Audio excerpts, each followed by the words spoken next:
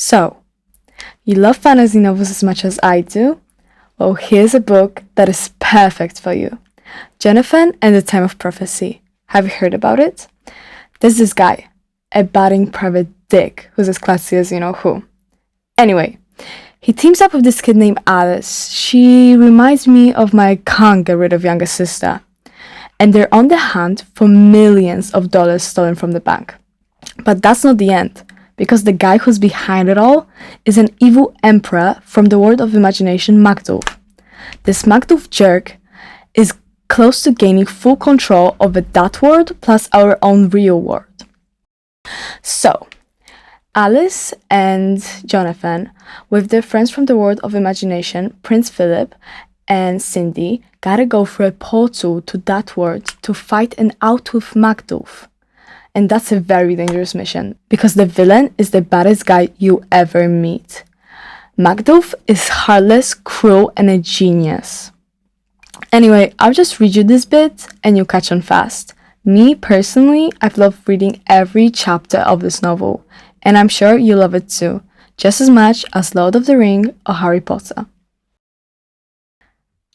Hang on, the detective rushed after her. That's not fair. It's not what I meant. In the semi-darkness, he unexpectedly bumped into Cindy, who was already returning to the studio. Her eyes filled with dread. She grabbed his arm, turned him around, and slamming the door behind them, whispered, "It's them. They're here." "Who? For God's sake!" As if on cue, a knock on the door quickly changed into violent pounding. "What the hell?" Jonathan started for the door, but Cindy seized him by the arm again and hissed, "Don't open it. We've got to run." "Chill. My home is my castle." "What castle? A castle has ramparts, a tower, and a moat." "Let's make a run for it, please." Once again, the hammering came from the corridor. Cindy tugged his sleeve, but Jonathan had already made up his mind. He needed to be brave today. "My apartment's my fortress, and this is my 45, he said proudly, drawing his gun from the holster. "Besides, how are we supposed to escape? Through the window? We're on the second floor. It's better than falling into the clutches. I'm telling you," Cindy pleaded, letting go of his arm and backing away. This time, the pounding was so loud it made Jonathan jump, but his fear morphed into anger. Aiming his gun, cautiously turned the doorknob.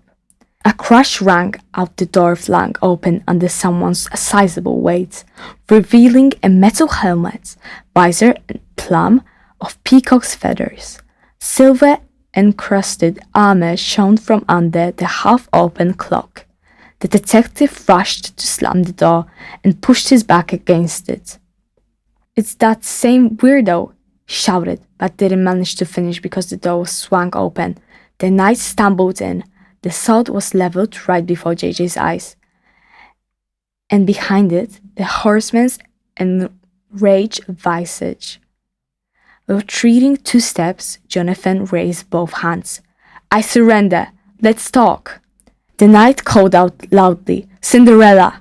Jonathan turned his head, but the hall to the kitchen was empty. "Out of my way, or do you want me to impale you?" the knight ordered. "Make yourself at home," replied the detective, stepping aside. The knight strode down the hallway into the kitchen, with Jonathan right behind. "Cinderella, my love, where are you?" the uninvited guest called out and then scowled at Jonathan, even more menacingly. In a flash, the tip of the sword was boring into the detective's Adam's apple. "If you've done something to her, you're not long for this world." "Me?" Jonathan asked, stupefied, and giggled because the sword was tickling him. "Give me a break. She's hiding from you." "I am not," Cindy's elegant voice startled him, and she appeared from behind the pantry door. "Cinderella!" beamed the knight, dropping his sword to the side and genuflecting. "Don't call me that. Who am I to call you?" Jonathan now noticed this young knight's face had the gentle, although sad expression. and his cheeks were gaunt. The armor and cloak were covered in a layer of dust and mud. The knight looked tired after a long journey and little sleep, but his eyes shone. Cindy struggled. "To friends, I'm Cindy." "Cindy?" asked the knight in disbelief. "Cindy, Cindy," repeated the girl, growing even more irritated. He clearly seemed to get on her nerves. "I can't use my real name, and you have to be a complete idiot to come here in all that metal, all too medieval. The godmothers told me I'd meet fools along the way," he explained, embarrassed and troubled by her remarks. "Your worst fool is your stupidity," Cindy broke in. The visitor's cheeks turned deep red. "You forgot yourself, woman.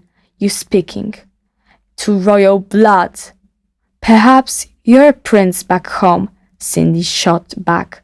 "Here, you're loony in sheet metal with a bonehead. Am I right?" She turned to Jonathan. "Absolutely," Detective agreed and thought to himself, "That's my girl."